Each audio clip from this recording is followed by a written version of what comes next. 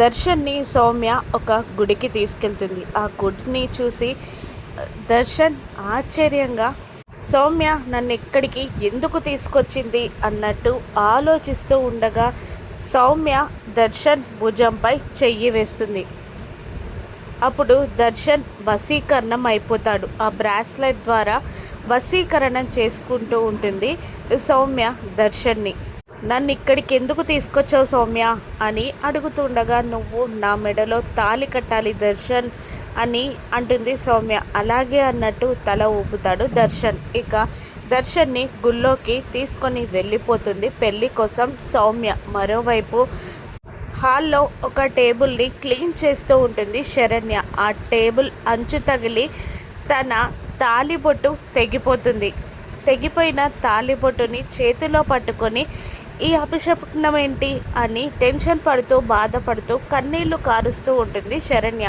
అప్పుడే అనన్య కాంచన అక్కడికి వస్తారు. తెగిపోయిన తాళిబొట్టుని చేతిలో పట్టుకొని బాధపడుతున్న శరణ్యని చూస్తూ రాక్షసానందం పొందుతూ, ఏంటి, అయ్యో నీ తాళిబొట్టు తెగిపోయిందా, పాపం దర్శన్కి ఏమన్నా అవుతుందేమో అని వెటకారంగా అంటూ, మళ్ళీ అవును ఈరోజు దర్శన్ సౌమ్య మెడలో తాళి కట్టబోతున్నాడు కదా, వాళ్ళిద్దరూ పెళ్లి చేసుకోబోతున్నారు కదా అని నిజం చెప్పేస్తుంది అనన్య శరణ్యకి. శరణ్య షాక్ అయి మా ఆయన ఎందుకు అలా చేస్తారు అని అడగడంతో, ఏముంది దర్శన్ సౌమ్యలకి ఏదైనా సీక్రెట్ ట్రాక్ నడుస్తుందేమో, ఈరోజు బాబుగారు దాన్ని అఫీషియల్ చేయాలనుకుంటున్నారేమో అని బాంబ్ పేలుస్తుంది అనన్య.